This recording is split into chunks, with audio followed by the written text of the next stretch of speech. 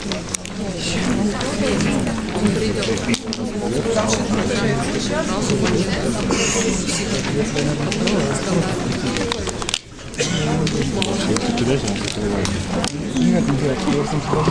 have the background. Okay, perfect. So let's use it on this flower, for example. And now maybe I want to make a sad flower. A flower that goes, all right? So instead of using, I could use, the liquify filter or things like this. But now, with this new puppet warp tool, I can simply define areas on this flower that will simply not move. Okay, so I will put some points in here, and I will also show you that you can very easily also change the expansion of the mesh, show or not show the mesh. Okay, and then also change the pin depth. And that's what Sven did with the rustle of the elephant. Okay, like in front or in the back. And then also what I can do is select a pin and also say the mode, if it's rigid, normal, or if I go into distortion. Let's try distortion for a second, just to show you what I can do. See? Oh, I have another layer here. Let's turn it off. Let's Command Z out of that. I will just redo that because I have the other layer. Don't apply. Let's just turn this layer on. Okay. And then again, I will go under Edit, Puppet Warp, put my pins in here, and then change that pin to distort.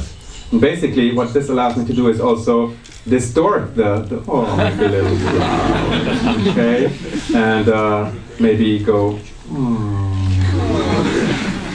Okay, so it is a fun tool, but imagine everything you can do with that sort of tool instead of using the liquify filter.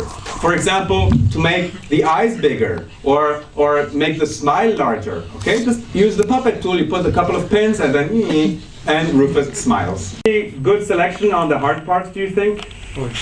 Okay, let's add some hair in here, like this. Okay, and let's start working. And I will use the refine edge. Okay, now we have the girl on a black background. But since the background was darkened to begin with, maybe we should look at it on a white background to see exactly what we can do with that. And I will actually zoom in it. Okay, and oh, there is a selection missing here. But never mind. Let's go into the edge detection, smart radius. Okay, and then change the radius of the smart selection. Am I working on the right layer? Yes, okay. And then what I will do, make a bigger brush here. I will go here and say,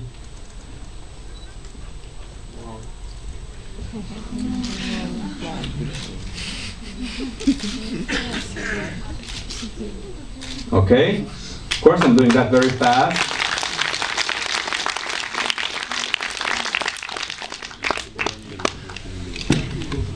Okay.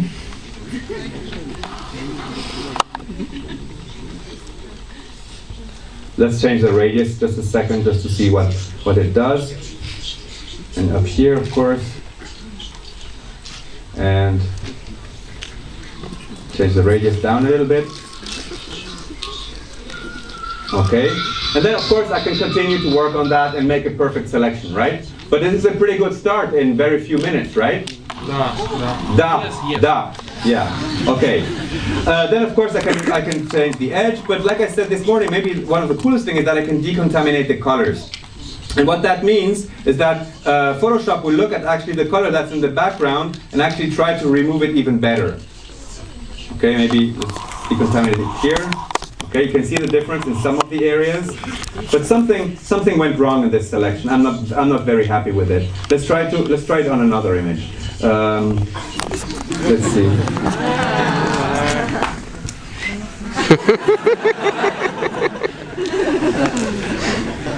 Never do that to Rufus. Never. Because that means we will be sitting here for the next half an hour until I get this selection right.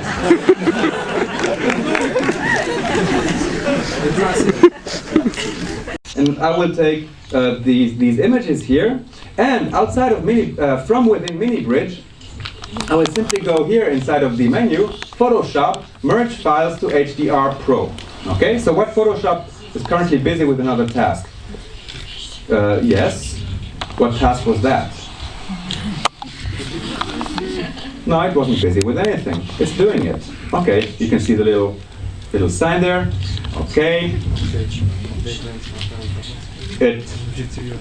I don't know why it is updating the lens profile database now, but it sounds very serious.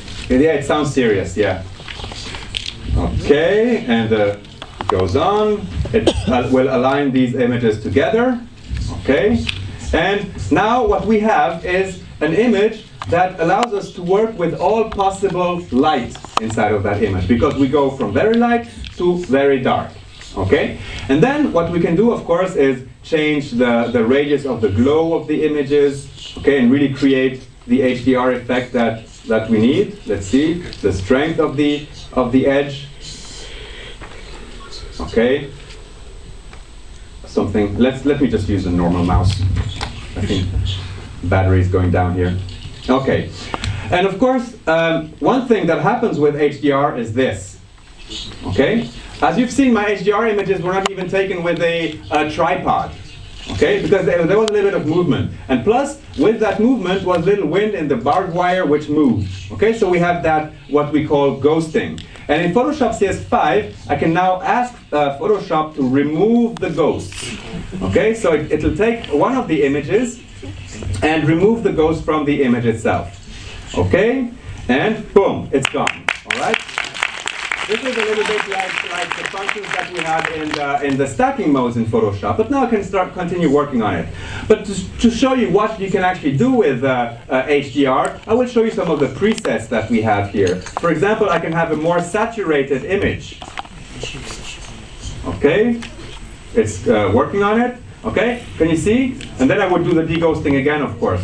Or maybe some saturated picture. Calculating, okay? Or maybe surrealistic high contrast picture. Okay? Things like that. This is the type of pictures that you can actually create with HDR. And that's all in that new window. And then let's deghost that for a second. Let's see what happens when we deghost it after we apply a thing like this. Will it work? Yes, it works. Okay, so pretty cool stuff that we can do also with HDR. Now, not everybody has images to do the HDR. Like you would need like at least maybe 5 to 8 images with different lights. But what we can do now, and I'm going to cancel out of this, is take any type of image. Let's take this one here, which I like. It's a JPEG. And let's just zoom into it. And what we can do now with that is go under Image, Adjustment, HDR Toning. Okay? So what we can do with that is, boom, create the illusion of an HDR picture with the picture that we already have. So we can go here in the presets and say, maybe here again, I want a surrealistic high contrast image, and boom, okay? Or maybe I want monochromatic high contrast, like this. Okay, so very, very quickly we can actually apply the exact same presets that we have in the HDR window to also non-HDR pictures, of course. Yes? I'm sorry, what is the difference with highlight and shadows? Highlight and shadows. When you move them. Highlight and shadow tool. Highlight and shadow tool in Photoshop. What's the difference between this tool and highlight and shadow tool? Oh no, because here we actually play also with edge glow. Okay, so let me go to another. Let's go maybe to photorealistic high contrast here. And basically, you see, on around the edges of a high dynamic range image, we get these glows. Okay, and this glow is something that I can actually change. Okay, and make stronger to give more and more the effect of that. Let's see. Yeah, the effect of that HDR picture around it, okay? Because while it merges the images, it picks up the light where it is, okay? And then also I can change here the detail. Let's try that, okay? This is so to change the contrast a little bit. I want more details in the shadows or not. You see, like in the lower part here, I get more detail. Highlight is in the sky most probably, okay? If I pull it down, I get the detail back in the sky. So I have